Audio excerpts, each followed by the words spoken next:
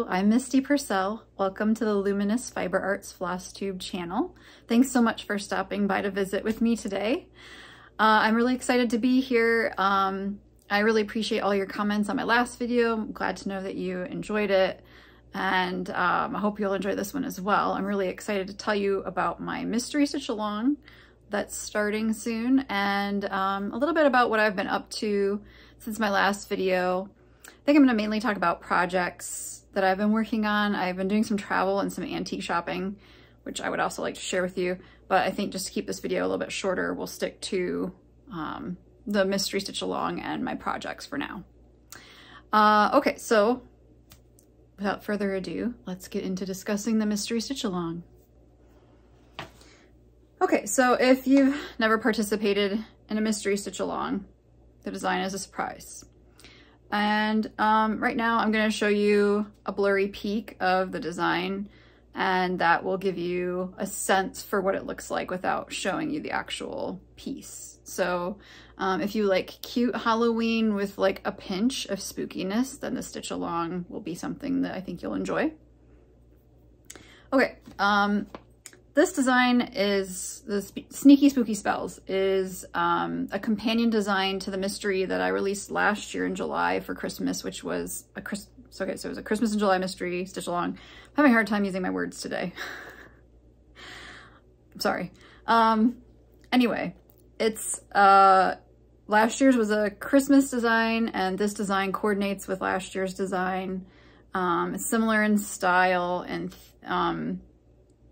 well, they're both cute, but I tried to make them coordinate. And here's a little insider tip for you. There might be more. Okay, so heads up. Okay, so after purchasing the pattern, you're going to get 4 clues over the course of the stitch along.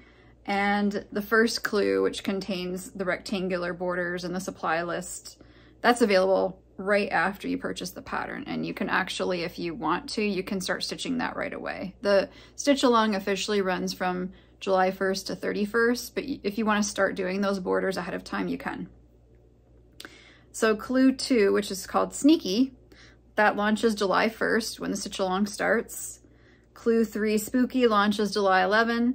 And clue 4, Spells, launches July 21st. And you're just purchasing the pattern one time to get all the clues. You're not making several purchases, it's just one. Okay, so some details about the design. This is a good project for people who are confident beginners or more advanced. It's going to include some, well, it's cross stitches, some back stitches, and long stitches. So if you've not done those before, it does not mean that you cannot do them. You should just look up how they're done and give it a try. I don't think that they're difficult to do, but if you've never done them, it's a good opportunity to learn. Let's see, depending on how much time you have, I think you could stitch each rectangle section in a few days. Again, depends on how fast you are and how much time you have, but you'll have about 10 days between each clue to work on your clue. And if you don't get it done before the next clue releases, it doesn't matter. You're doing this for fun. It is not a race. Okay, so the stitch area of each rectangle is 3.25 inches high by 3.75 inches wide. And then the full design, if you're stacking them the way that I did, is 10 inches high by 3.7 inches wide. Okay, so now let's talk about the supplies.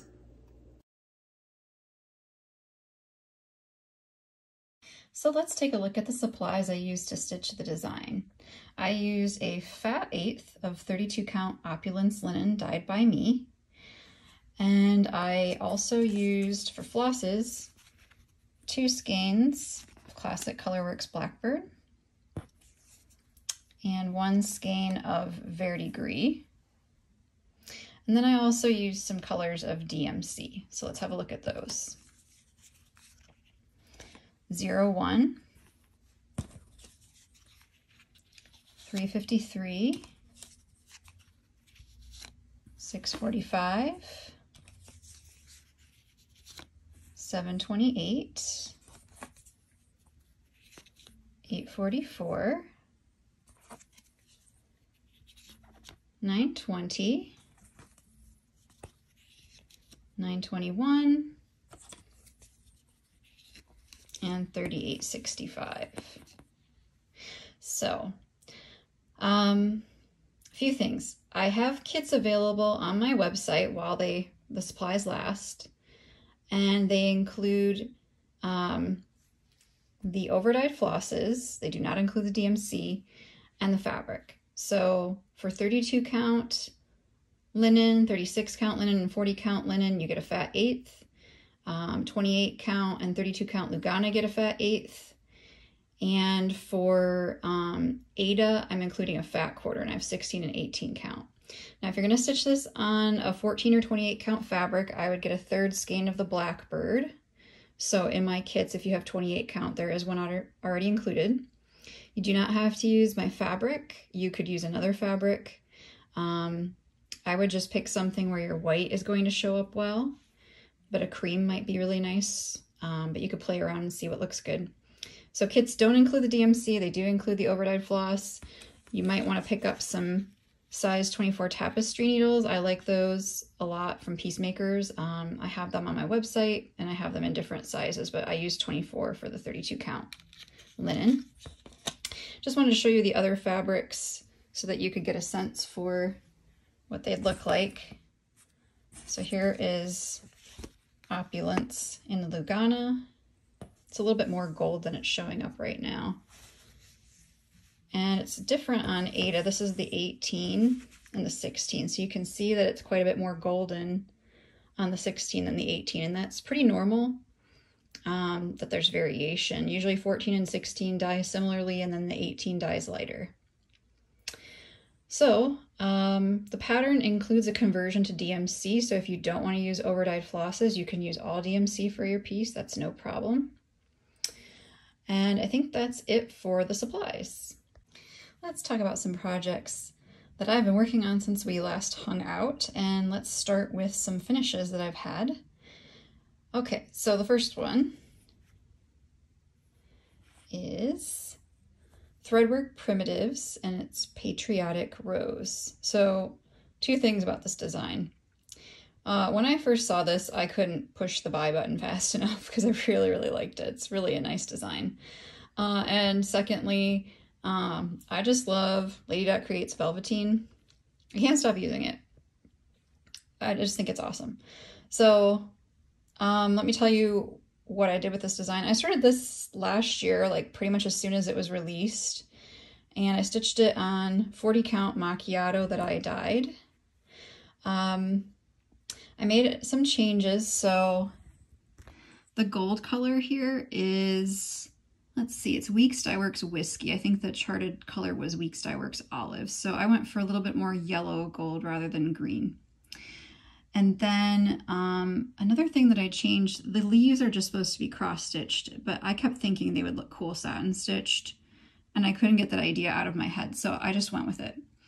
And I really like how they turned out. I mean, it looks good both ways, but I did like the effect of the satin stitching.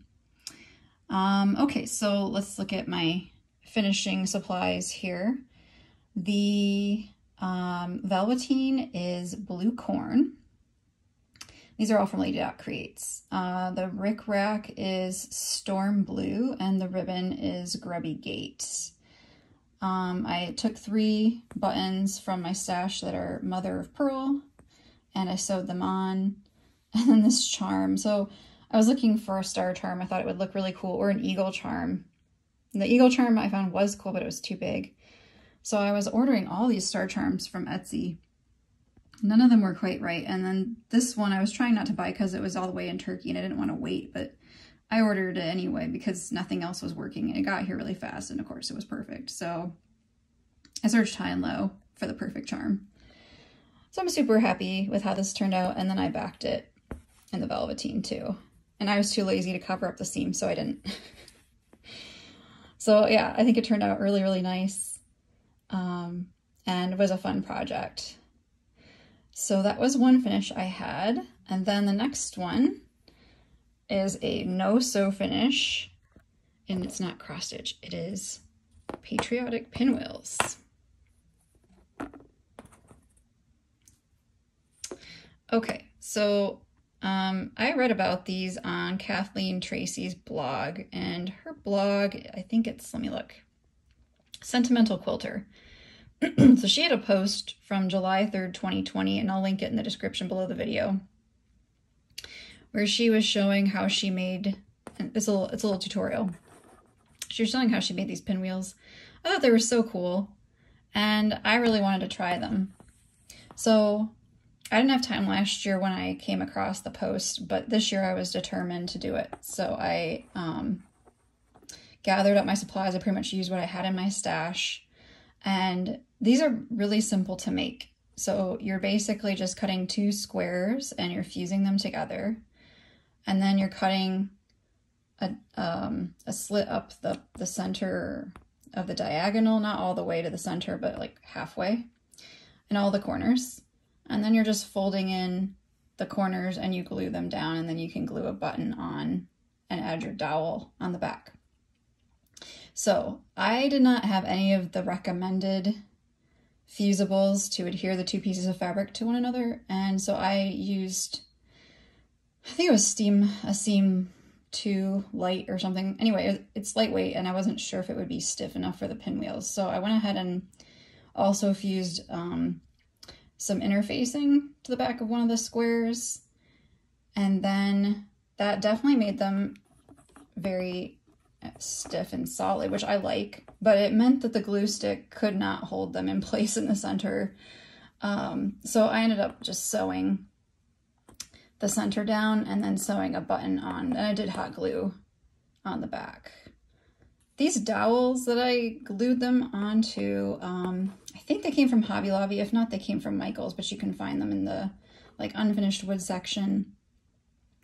And then I made 2 that are the same size and then one that's a bit larger. You can play around with the size of your squares. So these were like a fun, cool project. Took me a little longer than I expected because I sewed them rather than gluing, but that was my own fault. And I picked up some antique spools at an antique shop I visited, and then I've been displaying them in the spools. So I'll insert a photo so you can see them on display. So those are a cool project if you're looking for something that's relatively quick and not complicated. And then I have one more finish, which is patriotic too, but again, not cross stitch, and that's this little knitted flag. I made this, I don't know, 4 or 5 years ago maybe now, and I knit it, and I think I blocked it, and I wasn't totally happy with it, and I wasn't sure how to finish it. So I just let it sit for years, and then I finally decided it looked fine. Like whatever problem I had, I don't know what it was, but it's fine. And then I guess felt brave or something, and I was like, well, why don't I just sew it around a dowel with some sewing thread? And that's what I did, and it turned out fine. So I used the same dowel as on the pinwheels, and I sewed it up. You can see I didn't bother to finish the back. So it's just like that, and it just hangs, and I've got this also displayed in a spool. This was from, let me see here, a Debbie Bliss book. What's it called? The Knitter's Year, but I think you can also get it from other sources, possibly even a free source. And I knit this in Dalegarn Falk, which is a really nice DK weight yarn, which they of course don't make anymore. But so yeah, a project that languished for years, and all it needed was, you know, a little bit of sewing to be done. I guess that's kind of typical. Okay, so let's look at some whips that I have and some new starts. So here's a project I've been working on for a couple years now, and I mentioned it, I think, in my last video or a recent video. I am so close to a finish on this finally. It's Beggar's Fourth by Threadwork Primitives. It really just needs, I don't know, a few hours of stitching at this point, maybe. So this is stitched on, not 40, is that a 56 count? Yeah, this is my first 56 count project, and I did get used to it. I can actually stitch it without reading glasses. It just depends on how I want to feel and how I'm feeling that day. Anyway, 56 count, 1 thread. I chose, I think, all of the threads myself. I might have used one of the original ones, I'm not sure. There aren't that many colors in it. But yeah, it looks really great. I like it. I just need to finish that bird and then I'm done. I'm pretty sure this will be finished as a pillow, although it would look cute in a small frame. But yeah, probably it's going to be a pillow finish. So hopefully in the not distant future. It needs to happen this year. The other thing I was working on that I started a couple of years ago is Summer Delivery by Plum Street Samplers. I was kind of hoping I could finish it this summer, but I am just not thinking that's going to happen. Let's see where I am. I did make progress. So this is 40 count sparrow.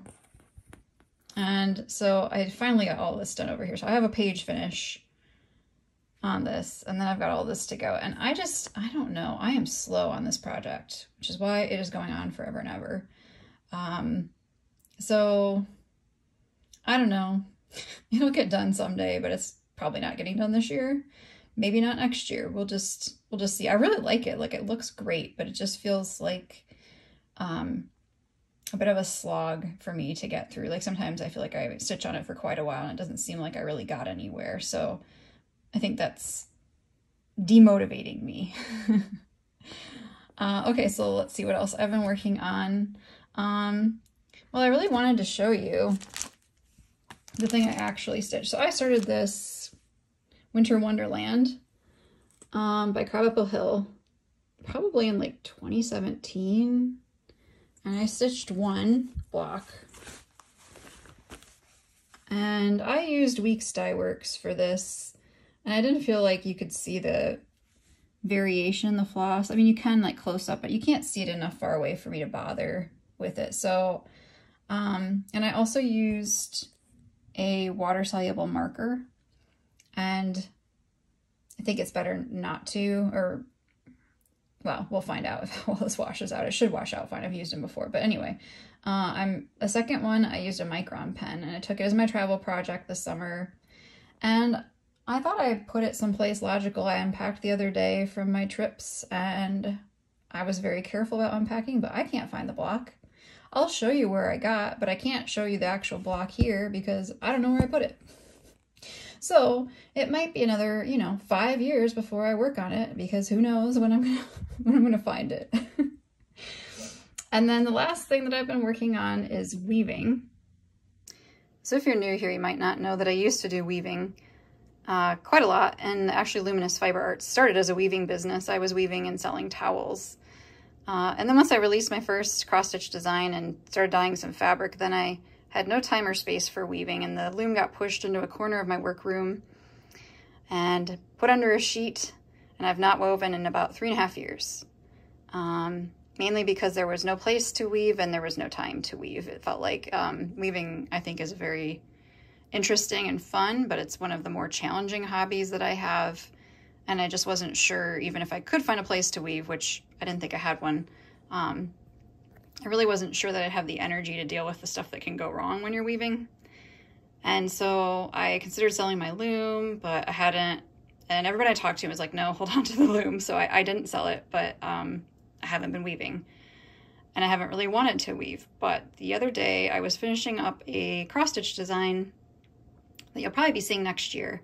And it was inspired by some things I had woven and some weaving I was looking at. And then all of a sudden I just really wanted to weave so badly that I was quite surprised. And I looked around my house and tried to think where I could fit a loom. And there was like one spot in front of the sliding door in my living room where I decided that the loom would just fit. So brought the loom down, set it up. And then this past weekend, got my loom all set up to go. I got my warp measured and put on here. And then the other day I actually started weaving. And, I've been doing, reading up on my notes and watching videos to remind myself like how I do all this stuff, because it's been a while, but it came back to me surprisingly quickly. And I'm just, well, one, it took me a long time to learn to weave, so I'm really grateful that I still know more or less how to do it. And two, it's just really good to be back to it. So this is a pattern I had done years ago, and I wanted to pick something that was simple and that I could come back to without it being super complicated, because I thought that would make me less likely to weave if it were hard. So yeah, this was a simple one that I enjoyed weaving, and I'm enjoying it again. It's super pretty, and this one's for me. because when I looked through pictures of my weaving from the past, this particular colorway or color combination was one I had really liked. So this towel is mine, and then we'll see what I do with the rest of them. But I just wanted to share that since I know some of you have been with me for a long time, or you've gone back and watched my earlier videos, and you know that I used to weave, and I got a lot of messages at one point of people asking me, are you still going to weave? And I was like, I don't know, but apparently I still am. Okay, so I hope you enjoyed seeing what I've been working on. If you have any questions about the mystery stitch along that I can answer for you, just leave them below and I'll try to get back to you and let you know. But also, when you purchase the pattern, there's an informational like welcome sheet that kind of explains everything and gives you the dates for the stitch along and everything. So hopefully questions would be answered there as well. But if you think of something, you know, I can try to answer your questions in the comments, or you can email me. So I hope that you enjoyed spending time with me today, and I will catch up with you again soon. Take care.